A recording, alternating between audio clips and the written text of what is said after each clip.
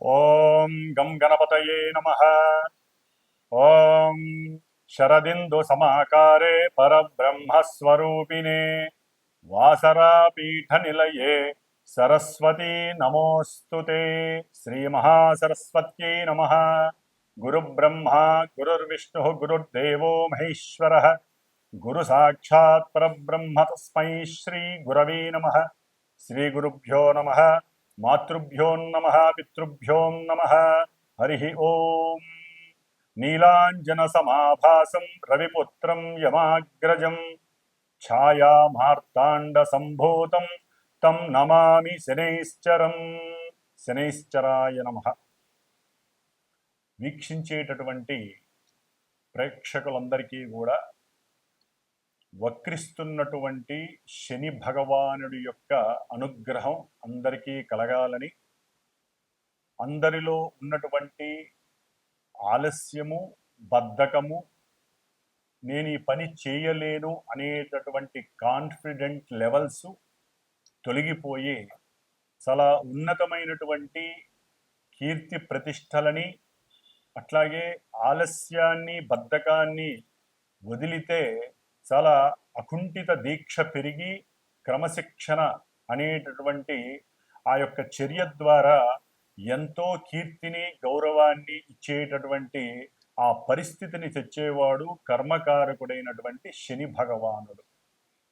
కాబట్టి ఈ శని భగవానుడు మరి కర్మ సాక్షి, ఆ సాక్షాత్తు ఆ సూర్య భగవానుడైతే కర్మకారకుడు అంటే పూర్వజన్మల్లో మనం చేసుకున్నటువంటి కర్మలన్నీ కూడా బ్యాలెన్స్గా ఉంచి ఈ జన్మలో అది జంతు రూపేనా కావచ్చు, మనిషి రూపేనా కావచ్చు, పక్షి రూపేనా కావచ్చు, ఏ రూపంలో మన యొక్క ఉచ్ఛ్వాస నిశ్వాసాలని వదులుతున్నామో ఆ జీవులందరూ కూడా శని యొక్క పాలనలో ఉన్నటువంటి వారే అని గమనించాలి.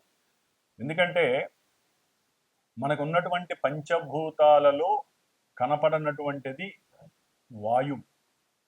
ఇది మనసు కన్నా అతివేగంగా ప్రయాణం చేస్తూ ఉంటుంది ఈ వాయువు అనేటటువంటిది.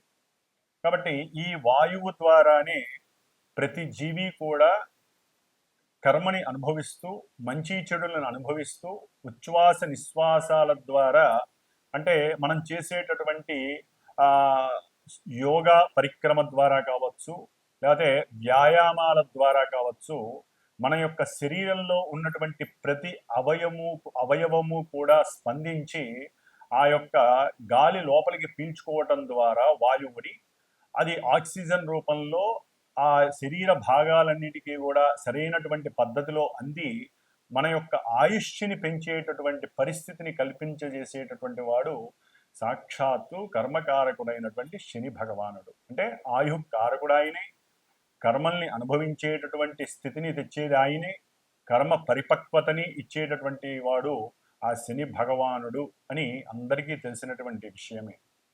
మరి ఆ శని భగవానుడు మార్చి 29వ తేదీ అర్ధరాత్రిన మీనరాశిలో పూర్వాభాద్ర నక్షత్రంలో తను రాశిని చక్కగా మారి ఆ మీనరాశిలో సంచరిస్తూ జూలై 13వ తేదీ వరకు అదే రాశిలో చక్కగా స్ట్రైట్ వేలో ఉత్తరాభాద్ర నక్షత్రంలో తన యొక్క సొంత నక్షత్రంలో స్ట్రైట్ వేలో చక్కగా రుజుమార్గంలో ప్రయాణం చేస్తూ వచ్చాడు. దీని ద్వారా, ఈ ప్రయాణం ద్వారా కొంతమందికి ఏలినాటి శనులు, అష్టమ శనులు, అర్ధాష్టమ శనులు, వేధాశని దోషాలు ఇవన్నీ కూడా చక్కగా పరిచయం అయినాయి.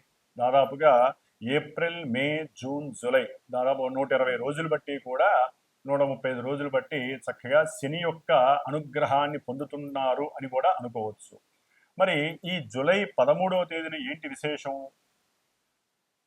అంటే రవి యొక్క గమనాన్ని బట్టి ఆయన నుంచి అంటే సూర్య భగవానుడి నుంచి ఎంతెంత దూరంలో ఏ గ్రహము ఉంటే ఆ రాశిలో ఉన్నటువంటి గ్రహం వక్రిస్తుంది. మనకు ముఖ్యంగా వక్రించేటటువంటి గ్రహాలలో శని భగవానుడు లాంగివిటీ ఎక్కువ కాలం వక్రిస్తాడు.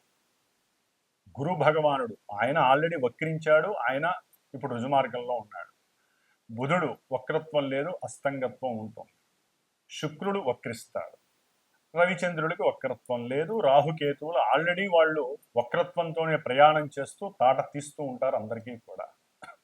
మరి ఈ విధంగా శని భగవానుడు జూలై 13వ తేదీ నుండి దాదాపుగా 137 రోజులు దాటి 138వ రోజు అంటే నవంబరు ఈ సంవత్సరం 2025వ సంవత్సరం నవంబరు 28వ తేదీ వరకు కూడా అదే మీనరాశిలో 2 నక్షత్రాలు అంటే తన సొంత నక్షత్రంలో అక్టోబర్ 3, 2025 వరకు కూడా సొంత నక్షత్రంలో వక్రించి ఉండటం, ఆ తదుపరి వెనక్కి వస్తాడు ఆయన అంటే పూర్వాభాద్ర నక్షత్రంలో మళ్ళీ వక్రత్వాన్ని నవంబర్ 28 వరకు కూడా చారసలుపుతూ ఉంటాడు. దీని ద్వారా ఈ యొక్క శనిగ్రహ ప్రభావం వక్రత్వం అంటే ఏ గ్రహమైనా సరే ముఖ్యంగా తన యొక్క రుజుమార్గంలో ప్రయాణం చేసేటప్పుడు దాని యొక్క దృష్టులు ఒకలా ఉంటాయి, వక్రించినప్పుడు దాని యొక్క దృష్టులు మరొకలా ఉంటాయి. ముఖ్యంగా శాస్త్రరీత్యా శుభగ్రహాలు గనక వక్రిస్తే అవి శుభ ఫలితాలను ఇస్తాయని, పాపగ్రహాలు అనగా మనకి కుజుడు కానివ్వండి శని కానివ్వండి వక్రిస్తే అవి పాప ఫలితాలను ఇస్తాయని చెప్పి మనకి శాస్త్రంలో చెప్పబడి ఉంది. మరి ఈ శని మహానుభావుడు పాపి కాబట్టి ఆయన వక్రించడం ద్వారా కొన్ని ఇబ్బందికరమైనటువంటి పరిస్థితులు ఎదుర్కొనేటటువంటి కొంతమంది రాసుల వారు ఉండే అవకాశం ఉంటుంది. మరి శని ముఖ్యంగా మన యొక్క ద్వాదశ రాశులలో మకర రాశికి కుంభరాశికి అధిపతి. అంటే కర్మస్థానానికి అభీష్ట స్థానానికి, అంటే కర్మ ద్వారా మనం చేసినటువంటి ఏ పనికైనా సరే అభీష్టం సిద్ధిస్తుందా, నెరవేరుతుందా, లేకపోతే బెడిసి కొడుతుందా అనేటటువంటి రెండింటినీ కూడా ఈ శని భగవానుడికే ఇచ్చి ఉన్నారు మకర కుంభరాశుల ద్వారా. అట్లాగే సహాయం చేసేటటువంటి గుణము, సహాయకత్వమైనటువంటి కారకత్వము కుంభరాశిలో ఉంది. తనకి తనే అనుభవించాలనుకోవడం మకర రాశిలో ఉంది. కాస్త స్వల్ప దోషాలు ఉంటాయి రెండింటికి, అని అధిపతి శని భగవానుడే. కాబట్టి ముఖ్యంగా ఈ మనకు ఉన్నటువంటి 27 నక్షత్రాలలో జలరాశి అయినటువంటి కర్కాటక రాశిలో ఉన్నటువంటి పుష్యమి నక్షత్రము, మరలా జలరాశి అయినటువంటి వృశ్చిక రాశిలో ఉన్నటువంటి అనురాధ నక్షత్రము, జలరాశి అయినటువంటి మీనరాశి, ఇప్పుడు ప్రజెంట్ శని భగవానుడు ఉన్నటువంటి నక్షత్రము ఉత్తరాభాద్ర నక్షత్రం, సొంత నక్షత్రంలో ఉన్నాడు. మరి ఈ యొక్క కర్కాటక రాశి, వృశ్చిక రాశి, మీనరాశి ఈ 3 జలరాశుల్లో భూతత్వ వాయుతత్వ గ్రహమైనటువంటి శని భగవానుడు ఆయన పరిపాలిస్తూ ఉంటాడు నక్షత్రాల ద్వారా. కాబట్టి ఆ నక్షత్రాలలోకి వచ్చినప్పుడు చంద్రుడు వారి యొక్క మానసికమైనటువంటి చర్యలు కొంతమందివి ఇబ్బందికరంగా ఉండే అవకాశం ఉంటుంది. కొంతమంది జాతకాలలో కనుక శని భగవానుడు చాలా ఉన్నతమైనటువంటి స్థితిలో ఉంటే వారికి అనుకూలమైనటువంటి పరిస్థితులు ఉంటాయి. ఏదైనా మనం పుట్టినటువంటి డేటు, టైము, ప్లేస్ని బట్టి మన యొక్క జన్మజాతకం మీద గ్రహాల యొక్క స్థితిగతులు ఆధారపడి ఉంటాయి. అంటే మనకున్నటువంటి ద్వాదశ రాశులు భావాలుగా మారతాయి, లగ్నంగా మారుతుంది. లగ్నం నుండి ఏ గ్రహానికి ఆధిపత్యము శుభమా అశుభం కలిగిందా దాన్ని బట్టి మనకి జాతకం నడుస్తూ ఉంటుంది. దాన్ని బట్టి ఆ గ్రహము ప్రస్తుతానికి వీరి యొక్క చంద్రుడు అంటే మనఃకారకుడు చంద్రుడి నుండి ఏ రాశుల్లో ఉన్నాడు, ఏ నక్షత్రాల్లో ఉన్నాడో చూసుకుంటూ దీన్ని వెరిఫై చేస్తే గనక అప్పుడు ఫలితం అనేది కనపడడానికి అవకాశం ఉంటుంది. ఎందుకంటే కొంతమందికి మరి పనులు సక్రమంగా సాగవు, దగ్గర దాకా వచ్చి దూరం అయిపోతూ ఉంటాయి ఈ శని యొక్క ప్రభావం వలన.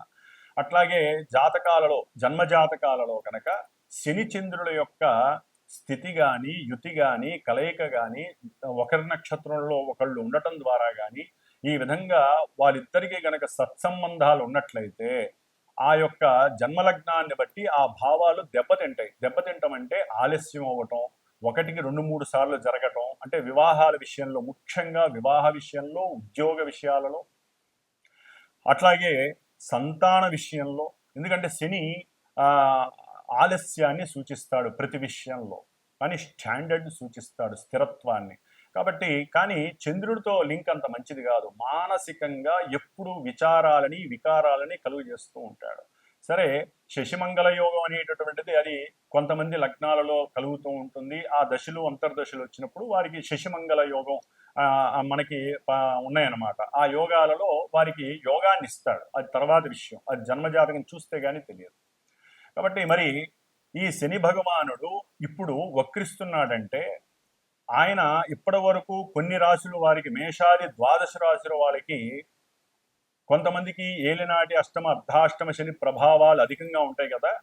ఆ రాశుల వారికి ఈయన వక్రించడం ద్వారా పనుల విషయంలో కొంత ముందుకు వెళ్ళటానికి అవకాశం ఉంటుంది. ఎందుకంటే వక్రత్వం, పాపగ్రహం వక్రత్వం చెందడం ద్వారా ఆయన ఇచ్చేటటువంటి ఫలితాల విషయంలో మరి నిదానం అంటే తొందరగా ఇవ్వడానికి అవకాశం ఉంటుంది. కొలాప్స్ చేస్తున్నాడంటే లేదు, చక్కగా ఇవ్వడానికి అవకాశం ఉంటుంది.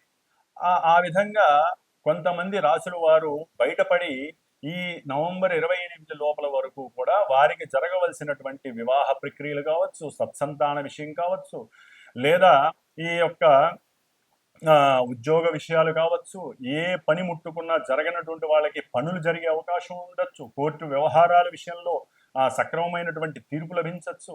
ఇట్లా ఎన్నో రకాలైనటువంటి శుభాలు జరగడానికి అవకాశం ఉంటుంది. కొంతమంది మేము శని నుంచి అంటే ఏళ్ళనాటి శనిలో అయిపోయినాయి, మేము ఫ్రీగా ఉన్నాం అనుకుంటారు చూసారా.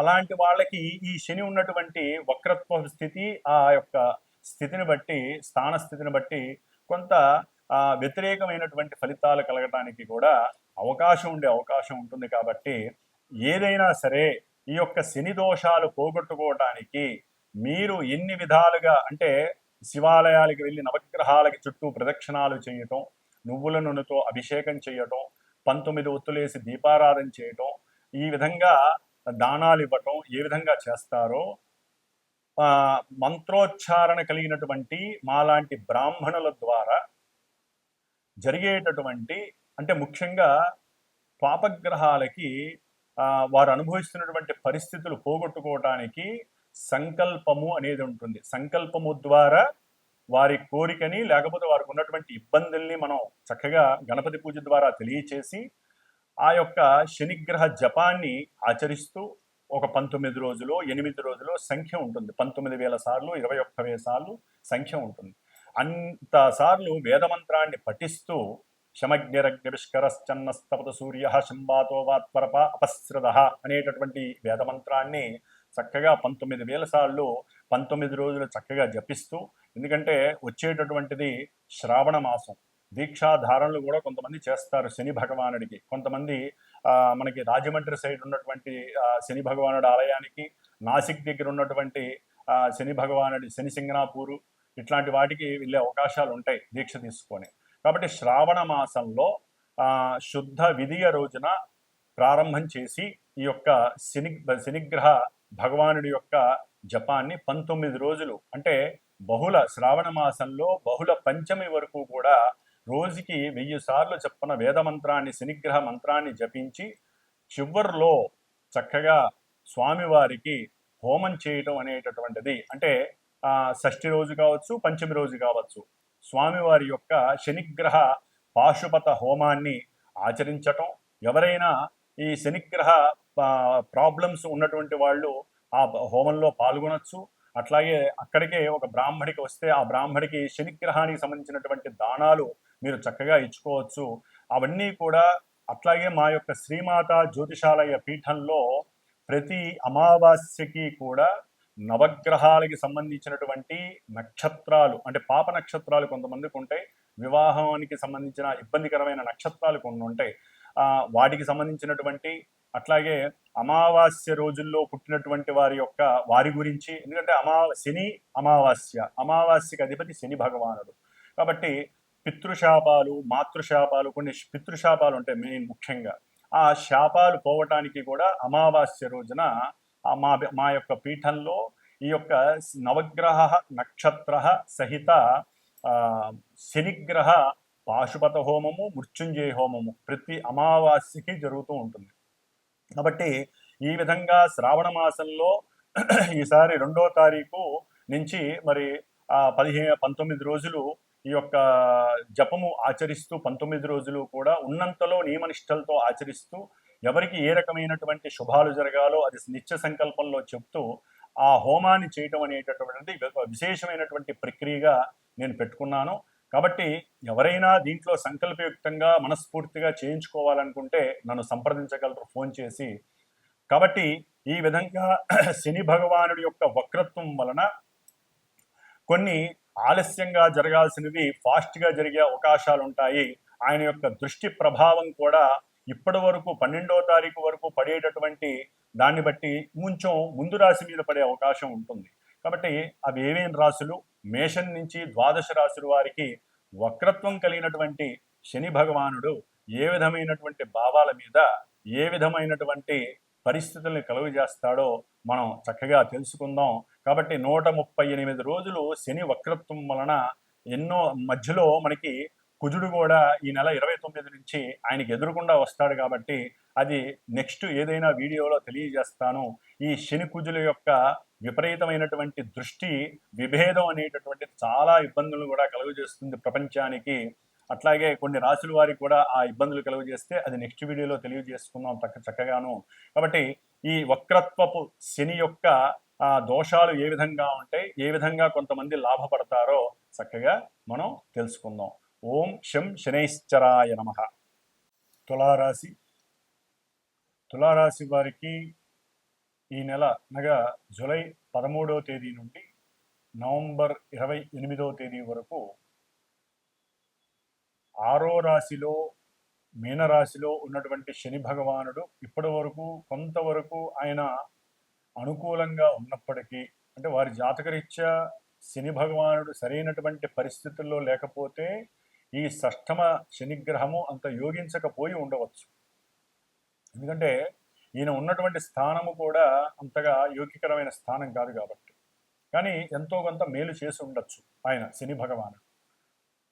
మరి అలాంటిది అక్కడ ఆ శని భగవానుడు ఇప్పుడు వక్రిస్తున్నాడు. దాదాపు 138 రోజులు వక్రిస్తున్నాడు.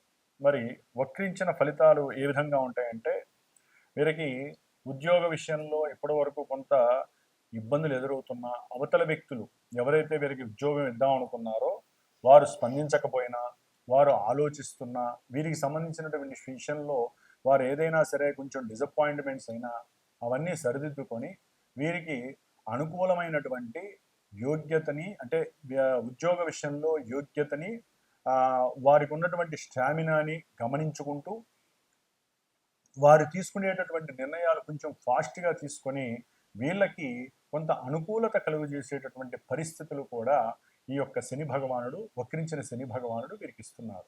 అంటే మరి 6వ స్థానంలో శని ఉంటే ఉద్యోగ అవకాశాలు బాగుంటాయి, శత్రు రోగ రుణం విముక్తి అవుతుంది కదా.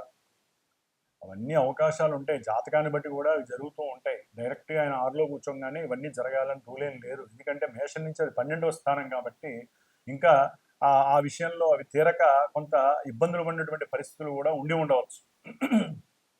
ధన విషయంలో కూడా కొంత అవసరం లేని రుణాలు, ఏదో ఎక్కడో పెట్టుబడి పెట్టాలి, ధనం బాగా రావాలి అనుకున్న వాళ్ళు కూడా రుణం చేసి పెట్టుబడి పెట్టి ఉండొచ్చు.